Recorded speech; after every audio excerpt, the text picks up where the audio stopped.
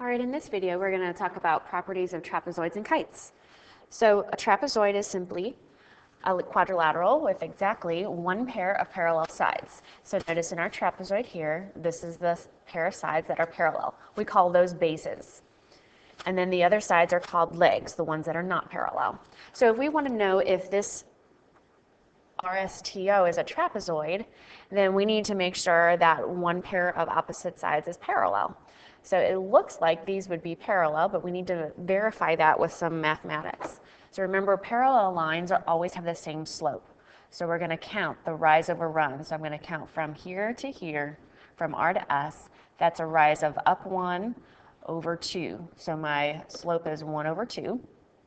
And then if I'm going from O to T, that's a rise of up 2 over 4, which reduces to 1/2. So we see there that those are the same slope. So we know that that side is parallel. And we also know that the other two sides, so I'm going to highlight those, the legs, we want to make sure that those are not parallel. Because if they were parallel, we would have a parallelogram, and that's not what it's asking. So notice over here, let me get rid of some of these red lines that I drew. So we said that this side and this side both have a slope of 1/2. But on the opposite side, this vertical side, this has an undefined slope. Remember, vertical lines have an undefined slope. Whereas this one, if I count from S to T, that's down 2 over 2. So that reduces down to -1. So those are not the same slopes. So yes, this is a trapezoid. Now, specifically, we have an isosceles trapezoid, and all that means is that the legs are congruent. So it's kind of like when we have an isosceles triangle, 2 of the sides are congruent. Well, in an isosceles trapezoid, 2 of the sides are congruent. So if we have an isosceles trapezoid, so notice in this first diagram right here, I'm given that these sides, these legs of a trapezoid are congruent. So I know this is an isosceles trapezoid. And what they're saying is that the base angles are congruent. Remember, base angles, if we think of base angles of a triangle, these would be the base angles. And then there's another pair of base angles up here. Notice that the base angles touch the same base. So these yellow ones up here touch the top side or the top base, and those highlighted green angles, but they both touch this bottom base. So we know that those are always congruent in an isosceles trapezoid. We also know that in an isosceles trapezoid, again, I know this is isosceles because of those 2 legs are congruent. We know that the diagonals are congruent. So BD would be congruent to AC. Now, I want to make sure you guys either highlight or put a circle around this, but these 2 properties are only true for isosceles trapezoids. So this information goes together. It's not true for any trapezoid. It has to be an isosceles trapezoid. So let's go down here to talk about a midsegment. A midsegment, just like in a triangle, connects the midpoints of the legs of a trapezoid. Now this could be any trapezoid. Now it doesn't have to be an isosceles. Okay, so this is our midsegment. And what this is saying is that the midsegment is going to be half, this part is going to be half of the 2 bases added together. So this is a base, DC or CD, and this base, AB. So MN is 1/2 of AB plus CD. Another way of saying that in words is we could say the midsegment is the average. We know average when we add things up and divide by how many there are. So it's the average of the base lengths, or if you'd rather say the sides that are parallel, those lengths.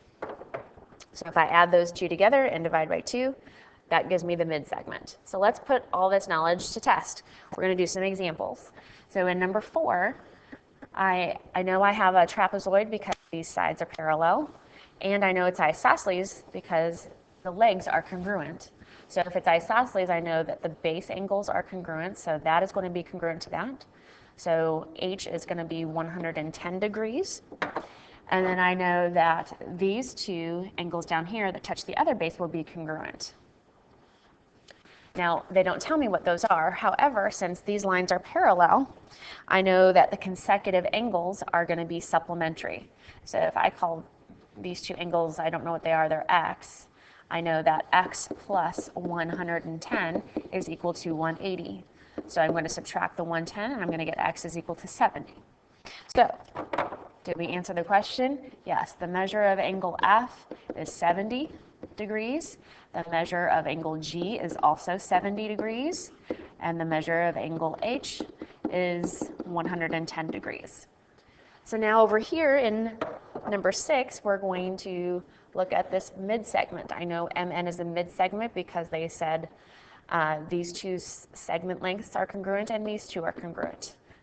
N and M are midpoints. So we were told that if we have a mid-segment, that MN is going to be 1/2 of the two bases added together. So 1/2 of 21 plus 17. So if I add those two together, that gives me 38, and 1/2 of 38 is 19. So I know MN, which is the length of the mid-segment, is 19. Now down here, our last trapezoid example is another mid-segment. They show me that M and N are midpoints. And so I know again that MN, which is 2x minus 1, is going to be 1/2 of the two bases added together. That's 10 plus 44. So if I add those two together, I'm going to get 54. And 1/2 of 54 is 27. So if I add, now I'm going to solve for x. I'm going to add the 1 over to the other side. That's going to give me 28, and x is going to give me 14. Now did I solve what they wanted me to solve? Yes, they wanted me to find the value of x. So that's trapezoids. Now if you flip to the back of your notes, we're going to talk about kites.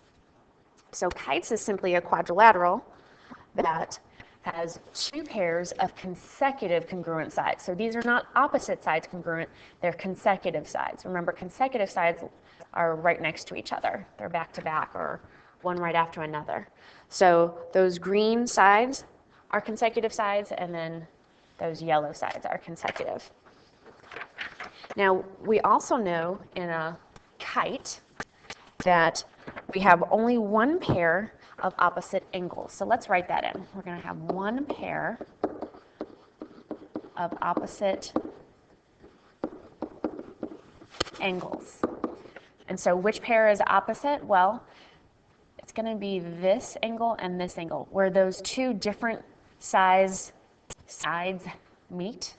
Okay, so where the double tick mark and the single tick mark side, where those meet, that's an angle, and then where the other set meets. Okay, so those are the angles that are going to be congruent to one another. We also know that the diagonals of a kite, so if I connect those vertices, the diagonals of a kite are going to be perpendicular. So let's write that down. Do you have the church? So the diagonals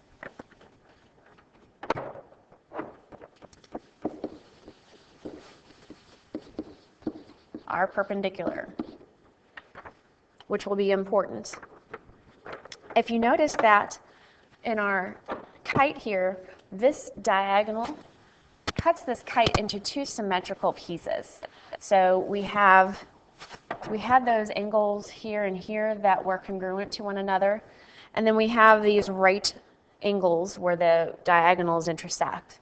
So you might want to put down here that there's only one axis of symmetry. It's symmetrical. A kite is symmetrical. Sometimes that helps when you're looking at a diagram to realize, oh, this side.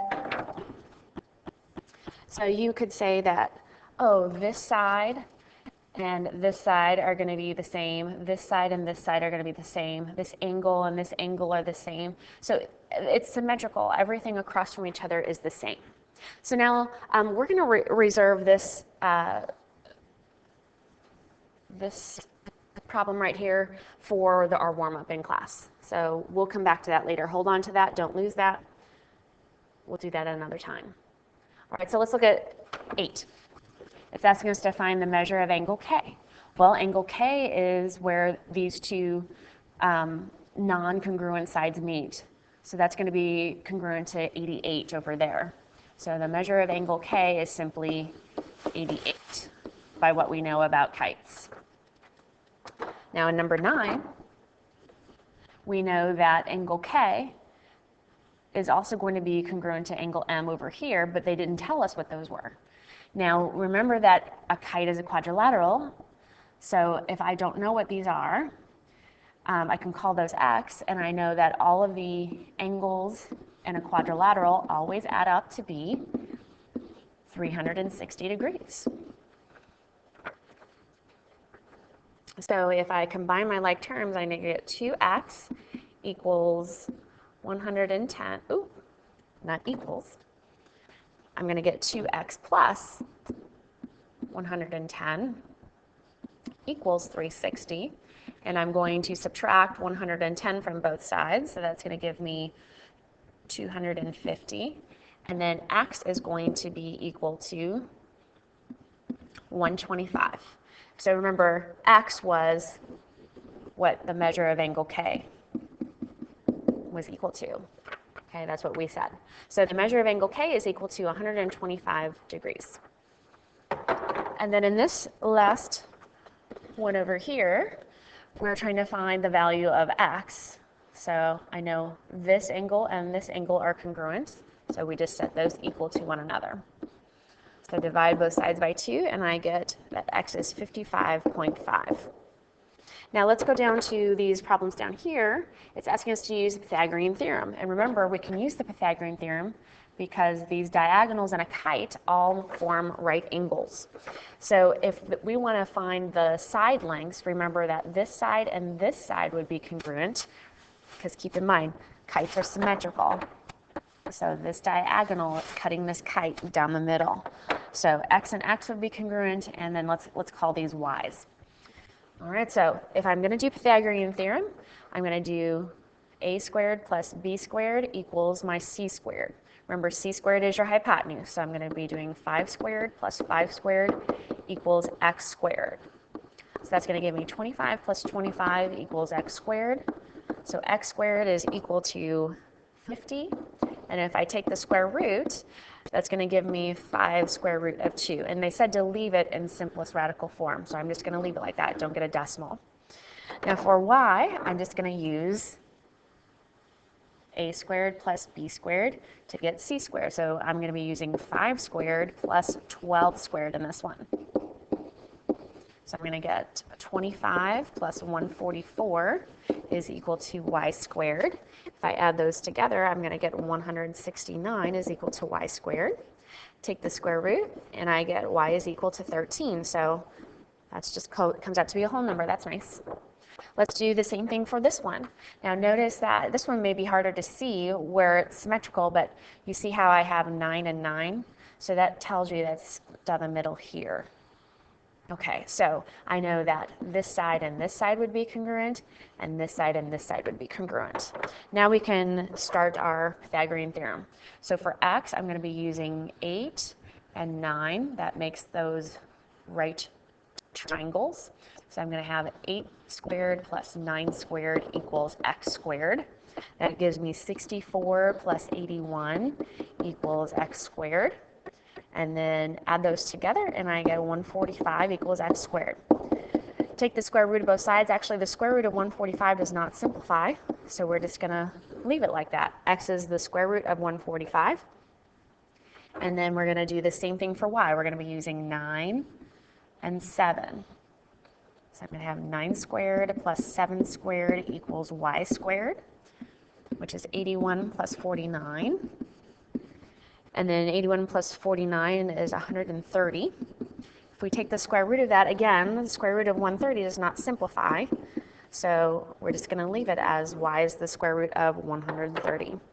Again, for the bottom chart and these bottom 4 problems, we're going to do those in class.